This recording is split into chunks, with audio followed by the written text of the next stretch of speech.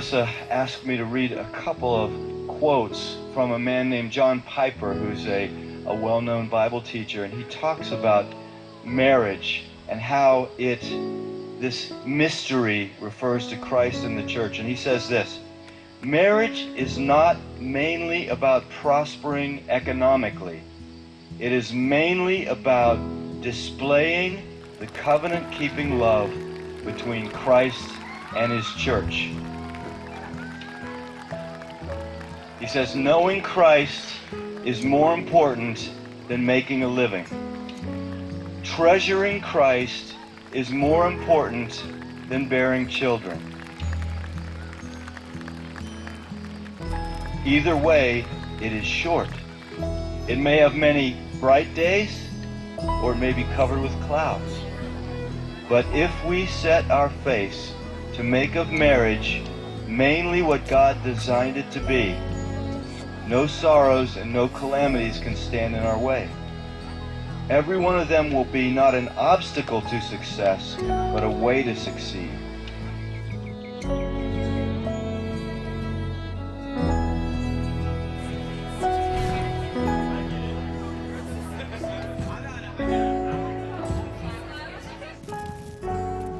The beauty of the covenant-keeping love between Christ and his church shines brightest when nothing but Christ can sustain it.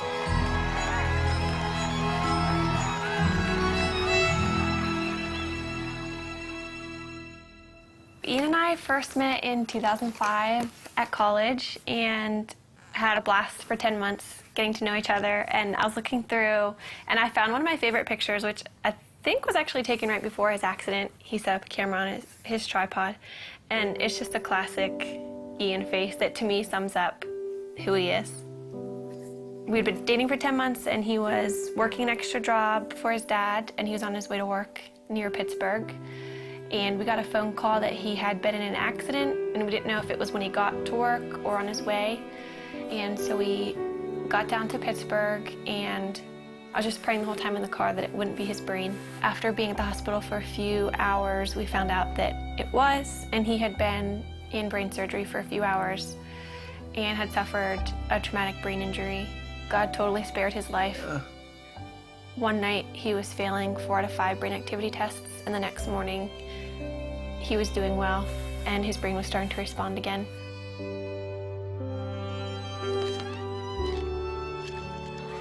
I moved in with his family after the accident, so I was really involved in his therapy and just did whatever I could to make his life fun.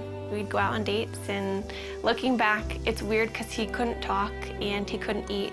So we probably looked like complete weirdos being on dates, but we had a blast, and I just talked to him all the time. I knew that before Ian's accident, he was very serious about marriage and was ring shopping, so I knew where he was, and that helped me so much. After he couldn't talk, I knew that he loved me, and I knew where he wanted the relationship to go because we were dating very intentionally. We just prayed that marriage would someday happen and watched all of our friends get married and start having families. That was challenging, but we just tried to hold out hope that that would be us someday.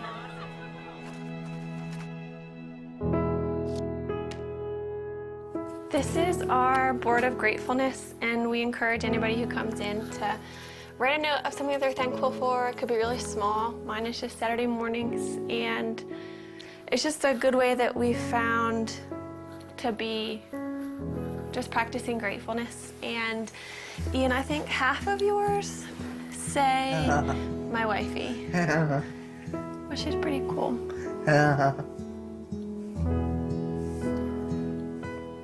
We decided that we couldn't really consider marriage as an option until Ian was able to communicate, but if he could communicate with me, then we could have a marriage, knowing it would be really different, but as long as Ian could talk to me, then we could make it work. So once Ian began communicating, it became a little bit more of an option, and then we just kind of watched Ian progress. Hi, husband. Hi, wifey. How are you? Yeah, What? how are you? I'm good. How was your day? Yes. A conversation I had with his dad, it was one of those conversations where I realized this could happen. Then that August, his dad was diagnosed with brain cancer. And at that point, his dad's biggest concern was Ian and I, and whether or not we were going to get married or step away from our relationship. He wanted us to make a decision to move our lives in some direction. He passed away before he was able to see us get engaged, but that was a huge impetus in why we started to pursue engagement.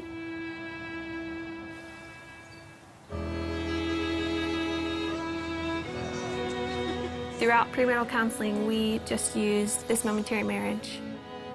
It was so helpful because John Piper talked a lot about primary things and secondary things, which is really important for us because when we're walking out our marriage practically, Ian can't do the secondary things like working or making a meal for me. Everything that's primary, though, he can do, which is leading me spiritually. Ian always comes back to the foundational truths of who God is and kind of reels me back in from my emotions, and that's the most important thing. We have two friends that we're going through the book with. I think we've just been able to help them see that maybe the little things that they're excited for about marriage are worth being excited about, but they're not the end all and be all of their marriage. But we also have so much to learn, and we're learning from them and things that they share because our relationships are different and we can glean different things from each other. I think what helped us in deciding to make this commitment to each other, at least for me, is knowing that Ian wouldn't have left me if the roles were reversed, and that we love each other and we know that God's going to be faithful to our marriage. We're able to love each other with, I think, a more Christ-like love because of Ian's disability, and just understand that picture a little bit better than if you were healthy. Yeah. Do you agree? Yes. What about God enables you to have a happy marriage? You know, What? he's awesome. He's awesome. Yeah.